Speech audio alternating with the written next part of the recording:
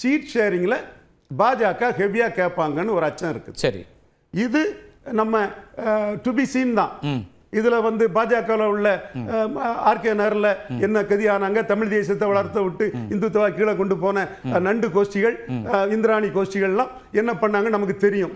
இவங்களும் இப்போ இதில் மன வலிமையை இழந்து எடப்பாடிக்கு take it or leave it ஆஃபரை ஏற்றுக்கிடுவாங்களா, அல்லது ஒரு சிலர் அதிக சீட்டு இவர் தானே வந்திருக்கிறாரு, கண்டிஷன் இல்லாமல் தானே வந்திருக்கிறாரு, அதிக சீட்டு வாங்குவாருங்கிறது கேள்விக்குறியாக தான் இருக்குது.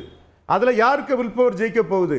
பாஜக வழக்கம் போல டிக்கெட் ஆர் லீவ் ஆஃபரை எடுத்து போகிறாங்களா, அல்லது நாங்கள் 11.4% தாமரையில் எடுத்துட்டோம், இந்த முறை எங்களை. இப்போ இதில் திருமாவளவன் சொல்லக்கூடிய இந்த ஸ்ட்ராட்டஜி எங்கே இருக்குது? அவர் இதை வந்து வியூகமாக வைக்கிறாரா, இல்லை கவலையாக வைக்கிறாரா, அல்லது அவர் கவலையும் இல்லை ஒன்றும் இல்லை, அவர் கவலையும் இல்லை ஒன்றும் இல்லை. பிஜேபி எதிர்ப்புனா கிறிஸ்டின் முஸ்லீம் ஓட்டு அவர் கூடுதலாக கிடைக்கும். மெட்டீரியல் பொலிட்டிக்ஸ் அந்த 3 முறை அவங்க பிஜேபி எதிராக கிறிஸ்டின் முஸ்லீம்ஸை கன்சால்டேட் பண்ணுறாங்க. அந்த கன்சால்டேஷனுக்காக சொல்லக்கூடிய மெட்டீரியல் பொலிட்டிக்ஸ் தான். ஓகே, அந்த இடத்துல இருந்து வைக்கிறாரு. இன்னொரு பக்கம் தாவேகா கிட்டேருந்து எந்த ரெஸ்பான்ஸும் வராமல் இருக்குது அப்படிங்கிறத எப்படி பார்க்கலாம்? அதிமுக திரு ஆர்.பி. உதயகுமார் வெளிப்படையாகவே சொல்லிட்டாரு, அழைப்பு கொடுத்த மாதிரி ஒரு நேரடியான ஒரு அழைப்பு தான். இது எடப்பாடியின் லீடர்ஷிப்புக்கு ஒரு பலகீனம்.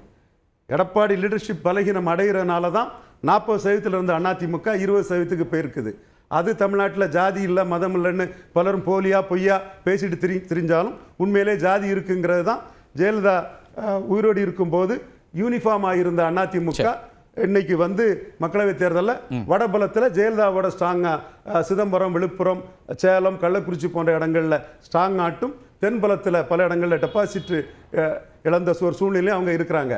ஸோ அந்த பலகீனத்தில் இருக்கக்கூடியவங்க அவங்களுக்கு அதிமுக பாஜக இன்னும் சீட் ஷேரிங் முடியலை. இது ஒரு பெர்செப்ஷனை கொடுக்க முடியல அவங்களால.